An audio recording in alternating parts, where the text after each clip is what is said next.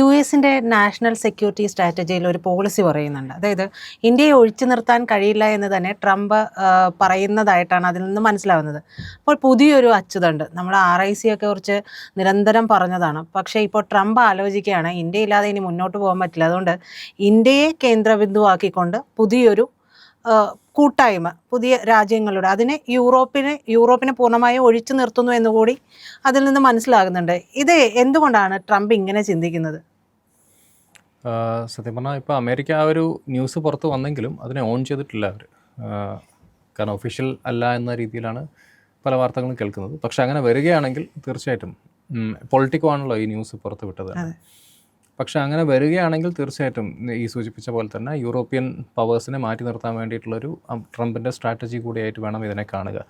കാരണം ഇപ്പം സൂചിപ്പിച്ച പോലെ തന്നെ ഒരു മൾട്ടിപോളർ ലോകത്ത് ഇന്ത്യയുടെ പ്രസക്തി എത്രത്തോളം ഉണ്ടെന്നുള്ളത് അമേരിക്ക മനസ്സിലാക്കി തുടങ്ങി. തീർച്ചയായിട്ടും അതൊരു ഒഫീഷ്യൽ സ്റ്റേറ്റ്മെൻ്റ് ആയിട്ട് ഇപ്പോഴും വന്നിട്ടില്ല.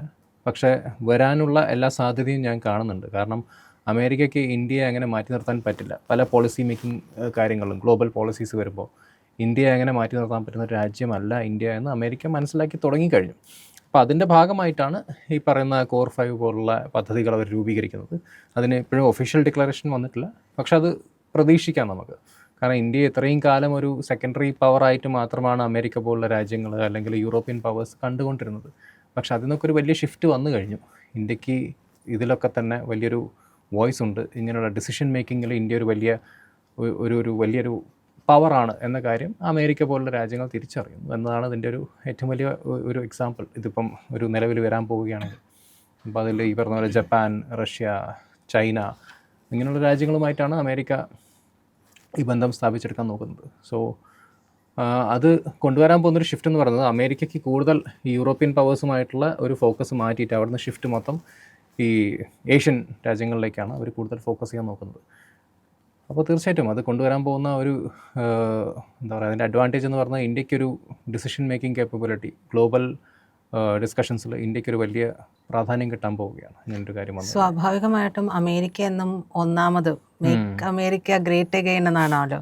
അപ്പോൾ ഈ ഗ്രേറ്റ് അഗെയിൻ എന്നുള്ള കാര്യം ഇന്ത്യയിലേക്ക് വന്നു ചേരുമ്പോൾ അതെങ്ങനെ ട്രംപിനെ പിടിച്ചു നിൽക്കാൻ കഴിയും? അല്ല, ഇതെന്താ വെച്ചാൽ ഇതൊരു ട്രാൻസാക്ഷണൽ ആയിട്ടുള്ളൊരു റിലേഷൻഷിപ്പ് ആയിരിക്കും ഈ പറഞ്ഞ രാജ്യങ്ങളെല്ലാമായിട്ട് തന്നെ. ഇപ്പം റഷ്യ ആണെങ്കിലും ചൈനയായിട്ടും ജപ്പാനായിട്ടും ഇന്ത്യയായിട്ടും ഒരു ട്രാൻസാക്ഷണൽ റിലേഷൻഷിപ്പ്. അതിൽ ഐഡിയോളജിക്കൽ കാര്യങ്ങളൊന്നും വരുന്നില്ല. Basically you help me, I help you എന്നൊരു കോൺസെപ്റ്റ് വെച്ചിട്ടാണ് പോകുന്നത്. അപ്പോൾ അതിൽ എന്താ പറയുക, ഒരു ഷിഫ്റ്റ് വരികയാണ്. ഇൻഡോ പസഫിക്കിലേക്ക് ഒരു ഫോക്കസ് കൂടുതൽ കൊടുക്കാൻ പോവുകയാണ് അമേരിക്ക എന്ന് വേണം നമുക്ക് മനസ്സിലാക്കാം. ഇതിൽ ഒരു കാര്യം എന്ന് വെച്ചാൽ ഇപ്പോൾ റഷ്യ യുക്രൈൻ യുദ്ധത്തിൻ്റെ പശ്ചാത്തലത്തിൽ അമേരിക്കയും യൂറോപ്പുമായിട്ടുള്ള ഡിസ്കഷൻസ് അത്ര സ്മൂത്ത് അല്ല. കാരണം അമേരിക്ക പല കാര്യങ്ങളിലും റഷ്യയെ സപ്പോർട്ട് ചെയ്യുന്ന രീതിയിൽ അല്ലെങ്കിൽ യുക്രൈനെ സപ്പോർട്ട് ചെയ്യാത്ത രീതിയിലൊക്കെ ഉള്ള സ്റ്റാൻഡ് എടുക്കാൻ തുടങ്ങിയിട്ടുണ്ട്. അപ്പോൾ അതിനർത്ഥം അമേരിക്ക കൂടുതലും ഫോക്കസ് ചെയ്യുന്നത് റഷ്യയുമായിട്ടുള്ള ബന്ധമാണ്. കാരണം റഷ്യയുമായിട്ടുള്ള ബന്ധം അമേരിക്കയ്ക്ക് സ്റ്റേബിളാക്കി വെക്കേണ്ടത് എന്തുകൊണ്ടാണെന്ന് വെച്ചാൽ ഇവിടെ മറുഭാഗത്ത് ചൈനയുമായിട്ട് അവർക്കൊരു എക്കണോമിക് വാർഫെയർ നടക്കുന്നുണ്ട്. അപ്പോൾ അവിടെ ഒരു സ്റ്റേബിലിറ്റി വേണമെങ്കിൽ റഷ്യയുടെ സപ്പോർട്ട് അവർക്ക് പല കാര്യങ്ങളിലും ആവശ്യമാണ്. അപ്പോൾ റഷ്യയെ പിണക്കിക്കൊണ്ട് ചൈനയ്ക്കെതിരെ അവർക്കൊരു സ്റ്റാൻഡ് എടുത്ത് നിൽക്കാൻ സാധിക്കില്ല. അപ്പോൾ അതുകൊണ്ട് തന്നെയാണ് റഷ്യയെ വലിയ രീതിയിൽ പിണക്കാത്ത, എന്നാൽ ഈ പറഞ്ഞ പോലെ ഞങ്ങളൊരു സമാധാനത്തിൻ്റെ വക്താക്കളാണ് എന്ന രീതിയിലും അവർ പറയുന്നുണ്ട്. അപ്പോൾ അമേരിക്കയെ സംബന്ധിച്ച് അമേരിക്കയുടെ സ്റ്റെബിലിറ്റിയാണ് ഏറ്റവും പ്രധാനം. ഇപ്പോൾ ഇന്ത്യക്കെതിരെ വലിയ രീതിയിൽ എന്താ പറയുക ടാക്സൊക്കെ ചുമത്താൻ നോക്കി. പക്ഷേ അത് അൾട്ടിമേറ്റ്ലി ബാക്ക് ഫയർ ചെയ്യാണ്. കാരണം ഇന്ത്യയുടെ മാർക്കറ്റ് ഡൈവേഴ്സിഫൈ ചെയ്യാൻ തുടങ്ങി. അമേരിക്ക അല്ലെങ്കിൽ ഇന്ത്യ വേറെ സ്ഥലങ്ങളിലേക്ക് ഇപ്പം മാർക്കറ്റ് ഡൈവേഴ്സിഫൈ ചെയ്യുന്നു. അപ്പോൾ അത് അമേരിക്കയ്ക്ക് മനസ്സിലായി. കാരണം ഇന്ത്യയോട് ഇനിയിപ്പോൾ അങ്ങനെ ഒരു വലിയ കോൾഡ് വാർ നടത്തിയിട്ടൊന്നും കാര്യമില്ല. കാരണം ഇന്ത്യ റഷ്യയെ സപ്പോർട്ട് ചെയ്യാൻ തുടങ്ങിയപ്പോഴാണ് അവർ ഈ പറഞ്ഞ പോലുള്ള ഈ ടാക്സ് ഇംപ്ലിമെൻറ്റ് ചെയ്യാൻ നോക്കിയത്. പക്ഷെ അതുകൊണ്ടൊന്നും ഇന്ത്യയൊന്നും അവർക്ക് തടയാൻ പറ്റുന്നില്ല. അപ്പം ഈ പറയുന്ന രാജ്യങ്ങളെല്ലാം കൂടെ ചേർത്ത് പിടിച്ചുകൊണ്ട് മുന്നോട്ട് പോവുക എന്ന് അമേരിക്കയുടെ ഒരു ലോങ് ടേം വിഷനായിട്ട് വേണമെങ്കിൽ നമുക്ക് കാണാൻ പറ്റും. ഈ ജപ്പാനെ എന്തുകൊണ്ടാണ് ഇതിലേക്ക് ഇൻക്ലൂഡ് ചെയ്യുന്നത്? ജപ്പാൻ ഒരു എക്കണോമിക് പവറാണ് ബേസിക്കലി. ഇപ്പം ഈ പറഞ്ഞ പോലെ ജപ്പാനാണെങ്കിലും ചൈനയാണെങ്കിലും റഷ്യ ആണെങ്കിലും ഒക്കെ തന്നെ ഇതൊരു ഗിവ് ആൻഡ് ടേക്ക് റിലേഷൻഷിപ്പാണ്. അപ്പോൾ അതിൽ എല്ലാവർക്കും കോൺട്രിബ്യൂട്ട് ചെയ്യാനുണ്ട്. അപ്പം മോസ്റ്റ്ലി ഒരു ട്രാൻസാക്ഷണൽ രീതിയിലാണ് അമേരിക്ക അതിനെ നോക്കിക്കാണുന്നത്. അപ്പം ഈ പറഞ്ഞ പോലെ എനർജി സപ്ലൈ അതിൽ റഷ്യ, അല്ലെങ്കിൽ കൺസ്യൂമർ മാർക്കറ്റ് അതിൽ ഇന്ത്യ, ചൈന. അപ്പോൾ അങ്ങനെയുള്ള കാര്യങ്ങൾ നോക്കുമ്പോൾ അമേരിക്കയ്ക്ക് ഏറ്റവും സ്റ്റേബിൾ ആയിട്ടുള്ള ഒരു റിലേഷൻഷിപ്പാണ് ഈ കോർ 5ലൂടെ അമേരിക്കയ്ക്ക് സ്ഥാപിച്ചെടുക്കാൻ സാധിക്കുക. അത് ഈ പറഞ്ഞ G7 ഒന്നും കണ്ടിട്ടില്ലാത്ത കുറേ കാര്യങ്ങൾ അമേരിക്ക ഇതിലൂടെ ഫോക്കസ് ചെയ്യുന്നുണ്ട്. G7 പോലുള്ള ക്വാഡ് പോലുള്ള കൂട്ടായ്മകളൊക്കെ ഉണ്ടല്ലോ. അപ്പോൾ അതിൽ നിന്ന് വ്യത്യസ്തമായിരിക്കുന്ന രീതിയിലേക്ക് ഇത്രയും ഏഷ്യ ആ ഒരു ഭാഗത്തേക്ക് പൂർണ്ണമായിട്ടും ശ്രദ്ധ കേന്ദ്രീകരിച്ചുകൊണ്ട് അതുകൊണ്ട് അമേരിക്കയുടെ സാമ്പത്തിക പ്രതിസന്ധി അല്ലെങ്കിൽ മറ്റുള്ള വിഷയങ്ങൾ ഇപ്പോൾ അമേരിക്കയെ ബുദ്ധിമുട്ടിക്കുന്ന പല വിഷയങ്ങളുമുണ്ട്. അപ്പോൾ അതെല്ലാം മാറുമെന്ന്, അതായത് ഇന്ത്യയുമായി ചേർന്ന് പോയാൽ തന്നെ ഇതൊരു മാറ്റം ഉണ്ടാവുകയുള്ളൂ. മാത്രമല്ല ഇന്ത്യയും റഷ്യയും തമ്മിൽ നല്ല ബന്ധത്തിലാണിപ്പോൾ, ഇന്ത്യയും ചൈനയും തമ്മിൽ നല്ല ബന്ധത്തിലാണിപ്പോൾ. അപ്പോൾ ഇവരെ ഒരുമിപ്പിച്ചാൽ മാത്രമേ ഇനി മുന്നോട്ട് പോകുള്ളൂ, അല്ലെങ്കിൽ അതിൽ നിന്ന് എന്തെങ്കിലും കൂടുതലായിട്ട് അമേരിക്കയിലേക്ക് പോകാൻ ഉണ്ടോ? അല്ല, ഈ കോർ 5 ഗ്രൂപ്പ് നമ്മൾ എടുക്കുകയാണെങ്കിൽ അതിൽ ഇന്ത്യ മാത്രമേ ഉള്ളൂ ഈ പറഞ്ഞ പോലെ റഷ്യയുമായിട്ടൊരു പ്രിവിലേജ്ഡ് പാർട്ട്ണർഷിപ്പ് ഉള്ള രാജ്യം, അമേരിക്കയുമായിട്ട് അത്യാവശ്യം നല്ല സ്ട്രാറ്റജിക് പാർട്ട്ണർഷിപ്പ് നമുക്കുണ്ട്. അപ്പോൾ അങ്ങനെ ഒരു രാജ്യം അതിൽ വേണ്ടത് അമേരിക്കയുടെ ആവശ്യമാണ്. പിന്നെ നേരത്തെ പറഞ്ഞ കാര്യം, ഇത്രയും കാലം ലോകത്തിലെ പല ട്രേഡ് ഡിസിഷൻസ് അല്ലെങ്കിൽ പല എക്കണോമിക് ഡിസിഷൻസ് എടുത്തിരുന്നത് ക്യാപിറ്റൽ കൂടുതലുള്ള രാജ്യങ്ങളായിരുന്നു, യൂറോപ്യൻ രാജ്യങ്ങൾ.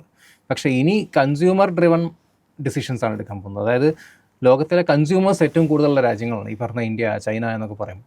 അപ്പോൾ അങ്ങനെയുള്ള രാജ്യങ്ങളിലേക്ക് അമേരിക്ക ഫോക്കസ് ചെയ്യാൻ തുടങ്ങുന്നു. അപ്പോൾ ഒരു കൺസ്യൂമർ ഡ്രിവൺ എക്കണോമിക് പോളിസി ഇനി വരാൻ പോവുകയാണ്. ഈ ഒരു കോർ 5 എന്ന് പറയുന്ന ഒരു കോൺസെപ്റ്റ് വരികയാണെങ്കിൽ കൺസ്യൂമേഴ്സിന് പ്രാധാന്യമുള്ള മാർക്കറ്റ്സ്, കൺസ്യൂമേഴ്സിന് പ്രാധാന്യമുള്ള രാജ്യങ്ങൾക്കൊരു അപ്പർ ഹാൻഡാണ് കിട്ടാൻ പോകുന്നത്. കാരണം ഇത്രയും കാലം വലിയ രീതിയിലൊരു കൺസ്യൂമർ മാർക്കറ്റ് അല്ല യൂറോപ്യൻ രാജ്യങ്ങളൊന്നും തന്നെ, പക്ഷേ അവർക്ക് അവിടെ ക്യാപിറ്റൽ മാർക്കറ്റ്സ് ആണ്. അപ്പോൾ ആ ക്യാപിറ്റൽ മാർക്കറ്റ്സ് ഉള്ള രാജ്യങ്ങളിൽ നിന്നും കൺസ്യൂമർ മാർക്കറ്റ്സിലേക്ക് കൂടുതൽ ഫോക്കസ് കൊണ്ടുവരാനാണ് അമേരിക്കയുടെ ഒരു താല്പര്യം തന്നെ. അപ്പം തീർച്ചയായിട്ടും അമേരിക്കയായിട്ടുള്ള ബെനിഫിറ്റ്സ് ഉണ്ട്. പക്ഷേ അറ്റ് ദ സെയിം ടൈം ഇന്ത്യക്ക് അല്ലെങ്കിൽ ചൈനയ്ക്ക് അല്ലെങ്കിൽ ഇങ്ങനത്തുള്ള ഏഷ്യൻ രാജ്യങ്ങൾക്ക് വലിയ രീതിയിലുള്ളൊരു ബൂസ്റ്റാണ് ഇതിലൂടെ കിട്ടാൻ പോകുന്നത്. മാത്രമല്ല അമേരിക്ക മനസ്സിലാക്കി തുടങ്ങി ചൈന ഒരു ഗ്ലോബൽ പവറാണ്, അമേരിക്കയ്ക്ക് ഏറ്റവും കൂടുതൽ ഒരു ഭീഷണിയായി മാറുന്ന രാജ്യമാണ്. അപ്പോൾ അവരെ പക്ഷത്തേക്ക് ചേർക്കുക എന്നതാണ് അമേരിക്കയുടെ ഒരു പുതിയ പോളിസി എന്നാണ് ഞാൻ മനസ്സിലാക്കുന്നത്. ഈ റഷ്യയുമായിട്ട് അമേരിക്കയ്ക്ക് പ്രത്യക്ഷത്തിൽ ചില നീരസങ്ങളുണ്ടല്ലോ, എന്നാൽ അതേസമയം തന്നെ പല പോളിസി മാറ്ററുകൾ അതിനിടയിൽ നടക്കുകയും ചെയ്യുന്നുണ്ട്. എന്തുകൊണ്ടാണ് ആ ഒരു പോളിസി മാറ്ററുകൾ നടക്കുന്നതിനിടയിൽ ഇങ്ങനെ ഒരു കൂട്ടായ്മയിലേക്ക് റഷ്യയെ കൂടെ കൂട്ടാൻ റഷ്യ എന്ന് സാധാരണ മാറ്റി നിർത്തപ്പെടേണ്ടതല്ലേ? അമേരിക്കയെ സംബന്ധിച്ച് റഷ്യ ലോകത്തിലെ ഏറ്റവും വലിയ എനർജി പ്രൊഡ്യൂസറാണ്. അപ്പം ലോകത്തെ ഏറ്റവും വലിയ എനർജി പ്രൊഡ്യൂസറിനെ മാറ്റി നിർത്തിക്കൊണ്ട് അമേരിക്കയ്ക്ക് ഒരു വലിയൊരു എന്താ പറയുക എക്കണോമിക് ഡിസിഷൻസ് എടുക്കാൻ താല്പര്യമില്ല എന്ന് തന്നെ വേണം മനസ്സിലാക്കാൻ. അപ്പം ലോകത്തിലെ ഏറ്റവും വലിയ എനർജി പ്രൊഡ്യൂസർ, ലോകത്തിലെ ഏറ്റവും വലിയ എനർജി കൺസ്യൂമർ, ഇത് രണ്ടിനെയും ഒന്നിച്ച് കൊണ്ടുവരിക. അപ്പോൾ റഷ്യയും ചൈനയും ഇന്ത്യയൊക്കെ ഒന്നിച്ച് വന്നു കഴിഞ്ഞാൽ എനർജി പ്രൊഡ്യൂസേഴ്സ്, എനർജി കൺസ്യൂമേഴ്സ് ഇവരെ ഒന്നിച്ച് കൊണ്ടുവരികയാണ്. അമേരിക്ക ഏറ്റവും കൂടുതൽ എനർജി ആവശ്യമുള്ള രാജ്യം കൂടിയാണ്. അപ്പോൾ അമേരിക്കയെ സംബന്ധിച്ച് ഇതിലൊക്കെ ഒരു വലിയ അപ്പർ ഹാൻഡിനാണ് അമേരിക്ക ആഗ്രഹിക്കുന്നത്. അപ്പോൾ അതുകൊണ്ടാണ് ഈ കോർ 5 പോലുള്ള പദ്ധതികൾ നടപ്പിലാക്കാൻ നോക്കുന്നത് എന്നാണ് ഞാൻ മനസ്സിലാക്കുന്നത്. റഷ്യയിൽ നിന്ന് എനർജി, അതായത് ഇന്ധനങ്ങൾ വാങ്ങരുത് എന്നുള്ള ഒരു ചെറിയ പ്രശ്നങ്ങൾ നിൽക്കുന്നുണ്ടല്ലോ, പക്ഷെ അമേരിക്ക ഇത് നിർബാധം തുടരുകയും ചെയ്യുന്നുണ്ട്. മറ്റ് യൂറോപ്യൻ രാജ്യങ്ങൾക്ക് ഇൻസ്ട്രക്ഷൻ ഉണ്ട് താനും. അവിടെ ഒരു ഇരട്ടത്താപ്പുണ്ടല്ലോ. അല്ല, അമേരിക്കയുടെ ഈ എനർജി ഡീൽസ് ആയിട്ടുള്ള ഇരട്ടത്താപ്പ് നമ്മൾ പലപ്പോഴും ചർച്ച ചെയ്തൊരു വലിയ വിഷയമാണ്. കാരണം ഇപ്പോൾ ഇറാൻ വിഷയമാണെങ്കിലും അല്ലെങ്കിൽ മറ്റ് ഈ എനർജി ഡീൽസിൽ അമേരിക്കയ്ക്ക് പലപ്പോഴും ഒരു അതിയായ ആർത്തിയുണ്ട്, നമ്മൾ കണ്ടതാണ് എത്രയോ. അപ്പോൾ അതിനെ മുൻനിർത്തിക്കൊണ്ട് തന്നെയാണ് ഇങ്ങനെയുള്ള പല പോളിസീസ് അവർ രൂപീകരിക്കുന്നത്. അതിലിപ്പം അവരുടെ എല്ലാ കാലത്തെയും പാർട്ട്നേഴ്സായിട്ടുള്ള യൂറോപ്യൻ ശക്തികളെ മാറ്റി നിർത്തണമെങ്കിൽ പോലും അമേരിക്ക തയ്യാറാണ് എന്നാണ് നമുക്കൊരു പക്ഷേ കോർ 5 തരുന്നൊരു ഏറ്റവും വലിയ മെസ്സേജ്. കാരണം റഷ്യയുമായിട്ടുള്ള റിലേഷൻഷിപ്പ് ഒന്ന് സ്ട്രോങ് ആക്കി എടുക്കണം. കാരണം റഷ്യയുമായിട്ടുള്ള റിലേഷൻഷിപ്പിൽ ഇപ്പോൾ വലിയ രീതിയിലുള്ള ഒരു ഇത് വന്നിട്ടുണ്ട്. ഈ യുക്രൈൻ യുദ്ധത്തിൽ അമേരിക്ക ഈ പറഞ്ഞ പോലെ ഈ യൂറോപ്യൻ പവേഴ്സിനെ സപ്പോർട്ട് ചെയ്യുന്നതും റഷ്യക്കെതിരെ ഒരു സ്റ്റാൻഡ് എടുക്കുന്നതൊക്കെ തന്നെ. പക്ഷേ ആ സ്റ്റാൻഡ് നോക്കി അമേരിക്ക ഇപ്പം മാറി വരികയാണ്.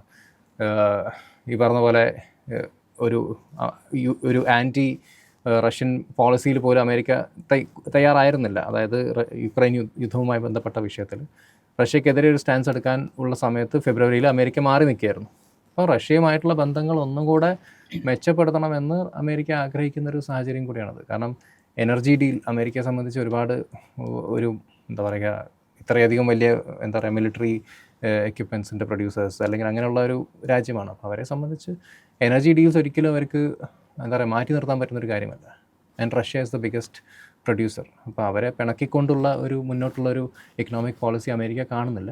അപ്പോൾ അതുകൊണ്ട് തന്നെയാണ് ഏറ്റവും വലിയ എനർജി പ്രൊഡ്യൂസേഴ്സിനെയും ഏറ്റവും വലിയ എനർജി കൺസ്യൂമേഴ്സിനെയും ഒന്നിച്ച് കൊണ്ടുവരാൻ വേണ്ടിയിട്ടുള്ള ഒരു പദ്ധതി തയ്യാറാക്കുന്നത് എന്നാണ് ഞാൻ മനസ്സിലാക്കുന്നത്. ഓൾദോ ഒഫീഷ്യലി അവരത് അംഗീകരിച്ചിട്ടില്ല, പക്ഷേ അത് പ്രാബല്യത്തിൽ വരും എന്ന് തന്നെയാണ് ഞാൻ പ്രതീക്ഷിക്കുന്നത്. കാരണം അതിന് ഉള്ള എല്ലാ സാഹചര്യമുണ്ട്. കാരണം അമേരിക്കയുടെ ഇപ്പോഴത്തെ എക്കണോമിക് സ്റ്റാറ്റസ് എടുത്ത് നോക്കുകയാണെങ്കിലൊക്കെ തന്നെ അമേരിക്ക ഫേവർ ചെയ്യുന്നൊരു പോളിസി ആയിരിക്കും ഇത് ഏറ്റവും കൂടുതൽ.